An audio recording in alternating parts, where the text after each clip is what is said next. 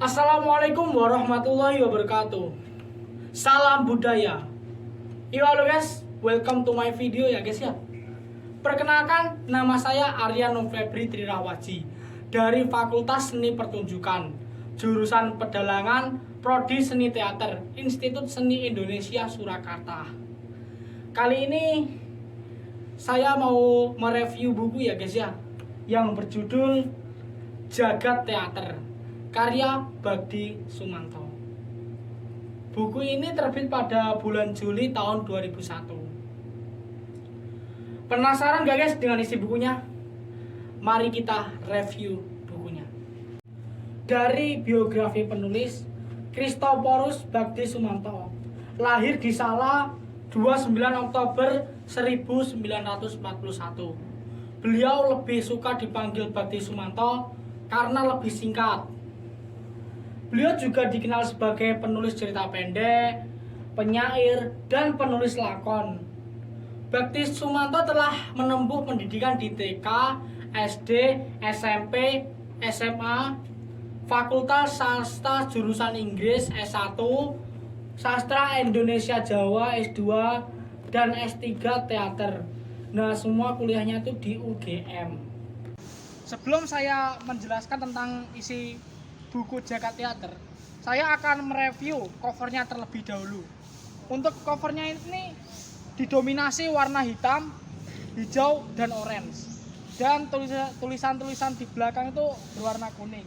Dan di sini juga terdapat gambar orang yang sedang berdiri atau menari atau sedang acting di sebuah pertunjukan. Dan ini disinari oleh lighting. Buku ini terdiri dari 398 halaman, sangat banyak sekali menurut saya. Bahannya yaitu monograf, bukan fiksi, dan target dari pembaca adalah umum. Nah, sebenarnya buku Jagat Teater ini menjelaskan tentang apa aja sih? Jadi, buku Jagat Teater ini menjelaskan tentang bentuk-bentuk permasalahan teater, analisis teater, dan masih banyak lagi penjelasan tentang teater yang ada di buku ini. Di dalam buku ini juga ada penjelasan tentang drama. Apa sih drama itu? Drama adalah salah satu bentuk seni yang berbicara lewat percakapan dan action tokoh-tokohnya. Selain ada pengertian drama, di buku ini juga ada penjelasan tentang sejarah-sejarah drama. Berikut penjelasannya. Drama juga memiliki struktur drama. Macam-macam struktur drama yaitu plot, karakter, pemikiran, diksi, musik, dan spektakel dan tragedi. Plot adalah istilah yang berarti ringkasan kisah sebuah lakon. Karakter, di samping menjadi materi utama untuk menciptakan plot, karakter juga merupakan sumber action dan percakapan. Pemikiran, setiap lakon, bahkan komedi yang paling ringan, melibatkan pemikiran dalam struktur dramatik. Pemikiran meliputi ide dan emosi yang ditunjukkan oleh kata-kata dari semua karakter.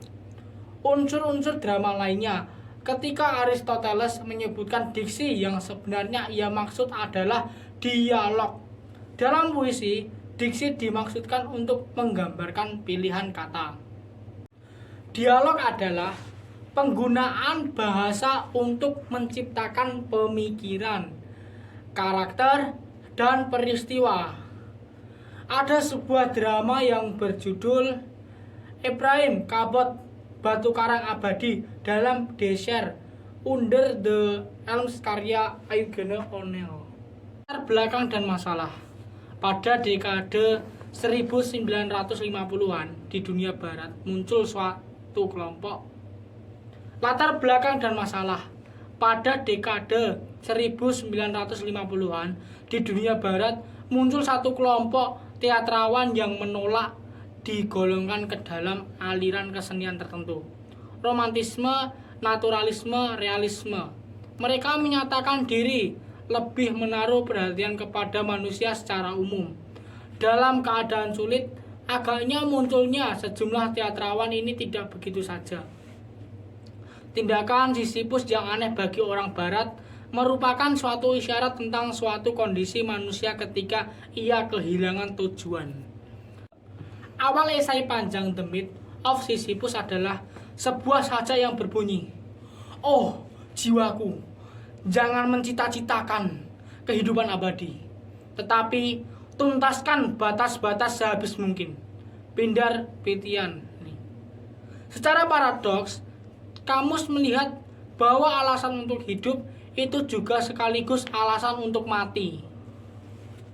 Untuk kehidupan sehari-hari, seperti sering tampak dalam berita surat kabar, bunuh diri disebabkan oleh keputusasaan, penderitaan batin yang tidak tertanggungkan, atau penyakit yang diderita tidak kunjung sembuh bagi Camus. Orang semacam itu berdosa. Bunuh diri yang dibicarakan oleh Camus adalah bunuh diri yang bermakna, yang setelah diterjemahkan oleh Justin O'Brien ke dalam bahasa Inggris berbunyi, bunuh diri adalah pemecahan situasi absurd. Dalam konteks pembicaraan ini, tambah absurd adalah masalah yang cukup serius. Pada awal bab ini dikatakan bahwa ada dugaan keras tentang cukup sahnya pembicaraan munculnya sekelompok teatrawan pada dekade 1950-an. Dengan esai Camus itu, hampir semua ahli seni drama menyebutkan bahwa Samuel Beckett, Eugène Ionesco, Arthur Amadov, Jean Genet yang berdomisili di Prancis, juga Harold Pinter di Inggris dan Edward Abbey di Amerika adalah tokoh penting gerakan teatrawan 1950 itu. Tinjauan pustaka. Dari pengamatan, tampak bahwa penelitian khusus tentang tradisi teater absurd belum pernah dilakukan orang Indonesia. Buku yang menunjukkan hubungan sedekat dengan penelitian ini adalah The Theatre of the Absurd karangan Eslin 1976. Pada dasarnya buku ini mencoba mengungkapkan kekhasan ciri teater absurd itu dengan memotret tokoh-tokoh teater absurd secara khusus. Yang disayangkan, buku ini untuk pemula. Pembaca buku ini haruslah terlebih dahulu memahami pikiran-pikiran Strindberg, Franz Kafka, juga cukup paham dengan beberapa istilah lainnya. Buku kedua yang harus disebutkan adalah Invitation to the Theatre 1967, karya Kernodle. Buku ketiga yang penting pula adalah Religion from Tolstoy to Camus yang disunting oleh Kaufman. Dari menakar akar pandangan dasar yang dengan bahasa Kernodle, make use of interruption, discontinuity, encodery, senseless logic, and senseless repetition. Yang terakhir, sebuah buku yang cukup penting disebutkan untuk penelitian ini adalah Fiction of the Absurd, sebuah kumpulan cerita pendek absurd yang disunting oleh Dick Penner. Dengan mempertimbangkan kumpulan cerita pendek ini, gambaran tentang tradisi absurd barangkali akan lebih mudah dibayangkan. 1. Landasan teori. Buku-buku yang disebutkan pada bab di muka memberikan arah bahwa tradisi teater absurd mempunyai akar yang jauh dan luas.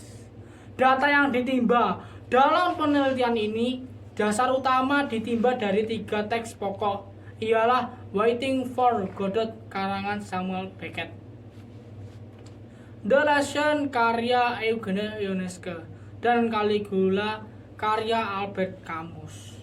Tinjauan umum. Hasil penelitian yang disajikan pada bab di muka menunjukkan walaupun Caligula tidak digolongkan oleh Eslin sebagai lakon absurd, tetapi lakon itu pada dasarnya menggambarkan potret seorang tokoh absurd berangkat dari alasan logis kebebasan absolut. Caligula menuju pembunuhan massal dan kehancuran dirinya sendiri. Dalam lakon ini, nampak pentingnya hipotesis yang sangat berperan, yang menjadikan peristiwa-peristiwa di dalamnya terjalin dalam pola. Oleh karena itu, di sana ada semacam tahap-tahap perkembangan hingga ke puncak kelengkapan penyelesaian. Selanjutnya, renungan eksistensi dan absurditas.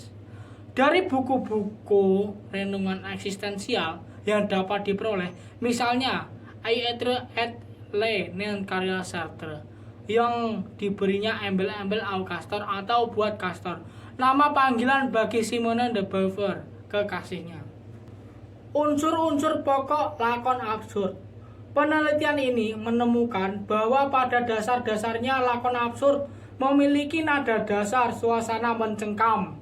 Suasana mencengkam itu hampir mirip dengan suasana yang ditampilkan oleh naskah lakon dan pentas. Pernah dibawa ke puncak, kecengkeraman suasana bahkan sudah ada sejak awal dialog, awal adegan, yang kadang-kadang tidak berfungsi sebagai eksposisi. Keadaan seperti itu berlangsung terus, bahkan berulang-ulang hingga lakon itu selesai. Selanjutnya yaitu poros kesinambungan sejarah fikir barat. Seperti sudah dikemukakan pada pasal di muka, suasana dan situasi absurd bernada dasar tragika. George Lucas dan bukunya El Ame et les Formes, Sukma dan Bentuk 1956. Kesimpulan, penelitian ini akhirnya menemukan dan meyakini bahwa nada dasar teater absurd ialah teater avant-garde yang muncul pada dekade 1950-an adalah tragika untuk menghadirkan suasana dan bukan konsep atau petuah ataupun cerita. Teater absurd menggunakan alat-alat teatrikal yang ditimba dari yang disebut teater murni, misalnya gerakan pantomim, seni sulap kecepatan tangan, gerakan adu banteng, badutan, sehingga memberikan kesan sebagai teater murni. Kelebihan buku ini menurut saya yaitu memiliki informasi yang luas dan cukup banyak untuk mengulas jagat teater.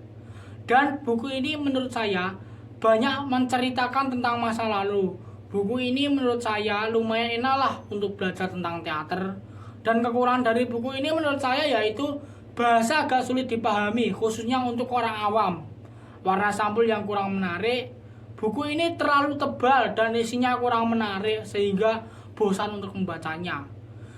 Buku ini masih ada kata-kata yang salah dan pembahasan dalam buku ini kurang menarik sehingga membuat bosan untuk membaca. Dalam keterkaitan buku ini dengan yang lain, buku ini lebih menjelaskan tentang adegan-adegan atau peristiwa-peristiwa masa lalu. Stop. Buku ini sangat cocok untuk kalian yang suka sejarah-sejarah yang mengenai teater, agar menjadi referensi bagi kalian. Buku ini sangat aku rekomendasikan untuk kalian dalam memahami jagat teater dan permasalahan-permasalahan dan pembahasan-pembahasan yang terkait dengan ilmu teater, baik di Indonesia maupun luar negeri. Cukup sekian review dari saya. Apabila ada salahnya, saya mohon maaf yang sebesar-besarnya. Sekian dari saya. Wassalamualaikum warahmatullahi wabarakatuh. I love you.